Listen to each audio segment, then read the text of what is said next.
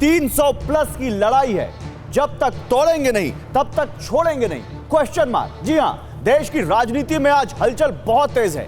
दिल्ली में पीएम मोदी की मंत्रिपरिषद की बहुत बड़ी बैठक चल रही है, तो महाराष्ट्र में एनसीपी सुप्रीमो शरद पवार अब तक के सबसे बड़े संकट से जूझ रहे हैं। एनसीपी टूट गई, दो फाड़ हो गई। भतीजे अजीत पवार ने चाचा शरद पवार से बगावत कर बीजेपी से हाथ मिला लिया। क्या यह कहानी सिर्फ एनसीपी के टूटने भर की है या फिर किस्सा कुछ और है? क्या एनसीपी के इस संकट का कनेक्शन 2024 से है? क्या ये 300 प्लस सीटों के लिए बीजेपी के बुलडोजर प्लान का हिस्सा है? क्या ये बीजेपी के जब तक तोड़ेंगे नहीं तब तक छोड़ेंगे नहीं वाले प्लान का अंजाम है? आज की कड़ी में आपको इस सियासी तूफान की पूरी पक्की कहानी दिखाएंगे, लेकिन उससे पहले हमारी ये रील देखिए।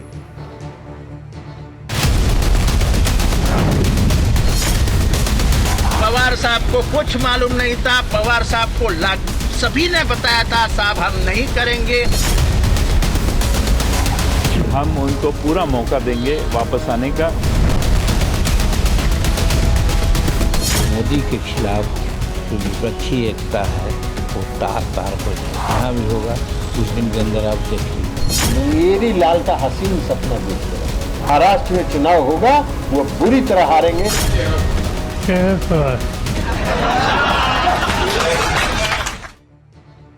तो चलिए जरा शुरुआत दो तस्वीरों से करते हैं। आपको दो तस्वीरें दिखाते हैं जो इस वक्त देश का जो सियासी पारा कितना हाई है उसको आपको बताएंगे कि कैसे महाराष्ट्र से लेकर दिल्ली तक इस वक्त जो सियासत का पारा है वो बहुत तेजी से ऊपर की तरफ जा रहा है। एक तरफ देखिए, आप देखिए किस तरह से अजीत पवार को आप देख रहे हैं, जो लगातार आज उनकी मीटिंग्स रही। देवेंद्र फडणवीस से मुलाकात की, उन्होंने अभी एक प्रेस कॉन्फ्रेंस की है, उन्होंने बताया कि उनकी पार्टी आगे कैसे चलेगी। दूसरी तरफ एक तस्वीर आप देखिए, शरद पवार, चाणक्य और पता नहीं कौन कौन सी उपमाएं राजनीति के इनको दी जाती हैं, वो आज कैसे इस कल के पूरे एपिसोड के बाद आज सतारा पहुंचे और वहां पर किस तरह से जनता का साथ अपना उन्होंने दिखाने की कोशिश की। एक हिसाब से ये बताने की कोशिश की कि जमीन पर आज भी उनकी पकड़ सबसे मजबूत है। बीच में ये जो है 300 प्लस की लड़ाई, क्या ये सब कुछ जो आप देख रहे हैं उन सब की सबसे बड़ी पिक्चर यही है? क्या ये 300 प्लस की लड़ाई ही इन सब का सबसे बड़ा कारण है? क्योंकि अजीत पवार का दावा है कि एनसीपी उनके साथ है, विधायक उनके साथ है, सांसद भी उनके साथ हैं, लेकिन शरद पवार कह रहे हैं कि पार्टी नहीं जनता भी उनके साथ है। सवाल यही है कि ये एनसीपी पर कब्जे की लड़ाई है या फिर मकसद कुछ और है? यकीनन 2024 का चुनाव सामने है, 300 प्लस सीटों की लड़ाई की बात सामने है।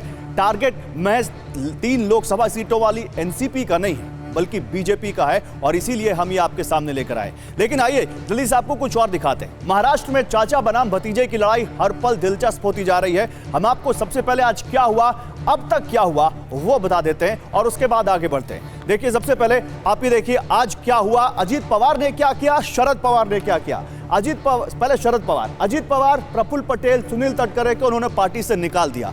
उधर अजीत पवार ने जयंत पाटिल को प्रदेश अध्यक्ष पद से हटाया। यानी दोनों ये बताने की कोशिश कर रहे हैं कि पार्टी पर उनका कब्जा है, पार्टी इनकी पावर इनके हाथ में है। फिर शरद पवार बागी विधायकों को अयोग्य ठहराने की कवायद इनकी जारी रही। अजीत पवार सुनील तटकरे को उन्होंने नया प्रदेश अध्यक्ष बना दिया। इसके बाद यहां पर यह बताने की कोशिश हुई कि पार्टी पर कब्जा हमारा है। यानी शरद पवार यह कहते रहे कि पार्टी इनके हाथ में है, अजीत पवार यह कहते रहे कि अब इनका कब्जा हो चुका है। अब जल्दी से देख लीजिए कि शरद पवार जो खुद सियासी जोड़ तोड़ के माहिर हैं, वो खुद कई बार पार्टी तोड़ चुके हैं। यानी भतीजे ने क्या चाचा से ये सीखा है? ऐसा पहली बार नहीं हुआ है जब पार्टी टूटने की कगार पर आई हो उनकी, या यूं कहें कि टूट चुकी है।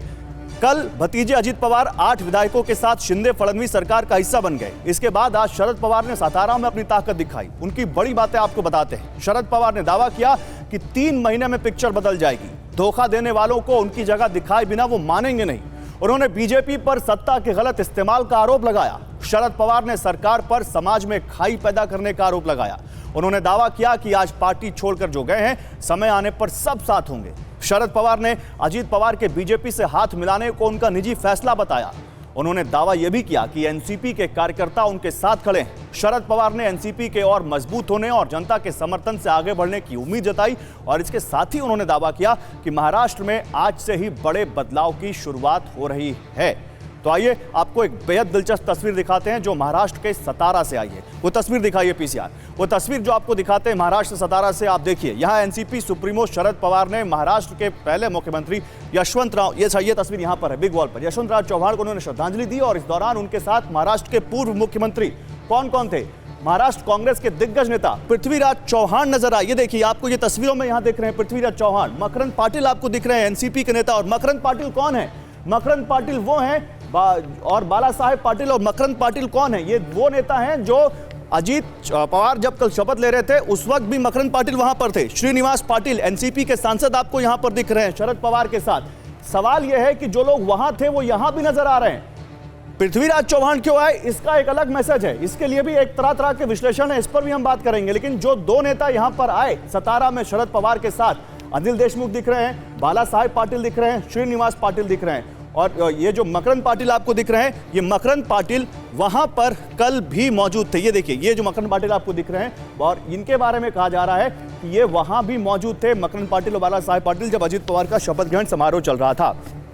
अब आपको एक तस्वीर और दिखाते हैं। ये तस्वीर भी सतारा की है।